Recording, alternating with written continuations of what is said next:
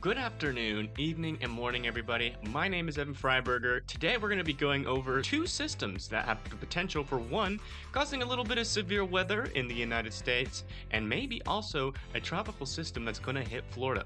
So if you live in Nebraska all the way up to Minnesota or Wisconsin and in Florida, you might want to pay attention to this forecast. Here we go. Zooming out here, looking at the United States, you can see there's a couple scattered showers over in the East Coast, also a couple showers near California, and this atmospheric river is starting to make its way into the Pacific Northwest. Let's go over here and let's look at some of the temperatures that we're seeing across the United States currently. As you can see, it's pretty dang cold over here, upwards in the northern United States near Montana, Idaho, and Wyoming. Wow, all the way down into 5 degrees Fahrenheit, which is freaking cold, man. Definitely put your jackets on if you're up there, maybe 2 jackets. If I was there, I'd put on 4 jackets. All the way down into Arizona, New Mexico, northern Texas, up to North Dakota over here, even Minnesota, Wisconsin, almost below freezing there. Going over to the East Coast, you can see that the temperatures are a lot warmer, but that's going to change as this cold front continues to move on through the United States. So let's go take a look at that real quick. Putting this in motion, you can see that that cold front starts to kind of poke into the northeast there. Everywhere else in the southeast, all the way up to Missouri, they don't really feel too much of this cold. Looks like that warm air starts advecting back up to the north here. As this low pressure system tracks across the United States,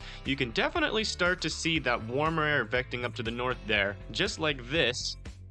And also, you can see this colder air moving on through. So this is where we're going to be looking for that severe weather threat going all the way up here over the next week. So let's go take a look at some of the ingredients for this event. As you can see right now, it's pretty dry up there, but as that low pressure system comes in, it starts to bring in that warmer, moist air all the way up into Nebraska and Minnesota, and probably into Wisconsin here later in the future. The very further extremes of the models here, we can see that there is a potential there for some dry, colder air to mix with some warm air, and that's what we're going to be looking at for the potential for severe weather.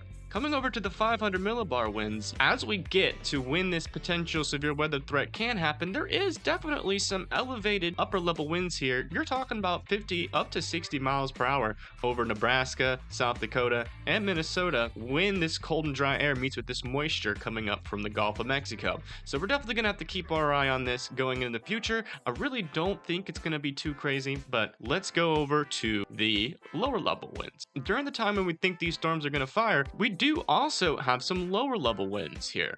So there is a potential for these storms to start rotating if they can fire and get up there. But again, it does seem like we're not going to really have enough moisture for most of these storms to fire up. But I can't rule out the risk for potential severe weather, and we're going to have to wait a little bit longer to see if we have any potential for tornadoes. All right, moving down to the tropics, you can see that we have this red area of development chance here, because we do have this tropical wave here just north of Puerto Rico in the Dominican Republic. And according to the National Hurricane Center, we have a 2-day risk of 80% of this thing forming into a tropical storm, and a 5-day risk of 90% of this storm forming into a tropical storm as well. So the overall chance is high with this one, and let's move this on into the future to see why.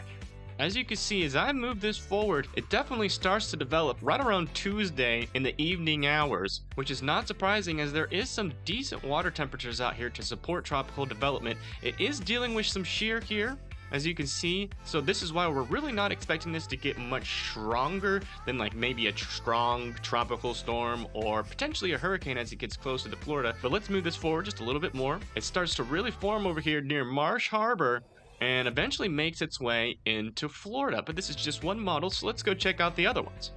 All right, this is the HWRF here. And moving forward with this model, you can definitely see that this model is a little bit more detailed. So it kind of gives us a better view. And as this moves up to the north here, it definitely starts strengthening again right around that Tuesday 3 p.m. So there is some agreements there. And as it gets closer to land here near Florida, I mean, this model is really bullish on this thing becoming a hurricane here. Definitely not going to make any definite statements here on which area it's going to hit. And this is, again, just 3 or 4 days out. So we'll definitely have to keep our eye on this storm. Let's go over to one more model just to see how much these models are agreeing. So this right here is the HMON model. And as we move this one forward, it tries to form into a tropical storm pretty quickly here. And then eventually at around Tuesday, 3 p.m., it really starts strengthening like the other models are saying, and then it comes near Marsh Harbor, but this one brings it a little bit more north. But it also is saying, hey, I think this is going to be a hurricane. So this is definitely a storm to watch for Florida. If it does make landfall, either as a tropical storm or a hurricane, I will be live to cover the storm. But that's it for me. Thank you for watching, and I hope that you have a wonderful day. We do these videos all the time, so make sure you hit that subscribe button and turn on post notifications so you can get notified with my latest forecast and when I go live. Have a nice day.